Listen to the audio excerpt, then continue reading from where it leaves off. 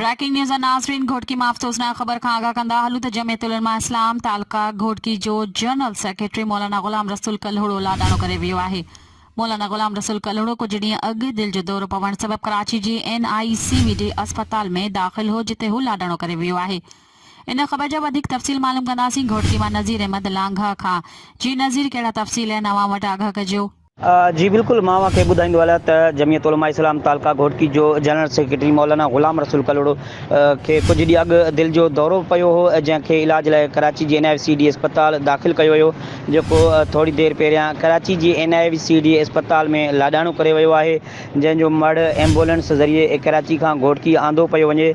जॾहिं त अहिड़ो फ़ौतगी वारो इतला मिलण ते मरहूम जे घर में कोहराम मची वियो आहे ऐं JUI जे अॻुवाणनि ऐं कारकुननि में ॾुख जी लहर छायल आहे। होॾां मरहूम मौलाना गुलाम रसूल कल्हड़ो जे पुट मोहम्मद तैयब जो चवणु आहे त असां हिन वक़्तु कराची मां निकिता आहियूं।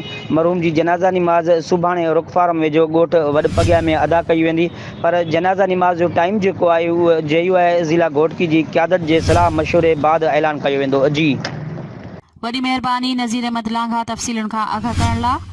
जी नाज़रीन, घोटकी मां अफ़सोसनाक ख़बर आहे। आगाह कंदा हलूं जमियत उलमा इस्लाम तालका घोटकी जो जनरल सेक्रेटरी मौलाना गुलाम रसूल कल्हड़ो लाडाणो करे वियो आहे। मौलाना गुलाम रसूल कल्हड़ो कुछ ॾींहं अॻु दिल जो दौरो पवण सबबि कराची जी NICVD अस्पताल में दाख़िल हो, जिते हू लाडाणो करे वियो आहे।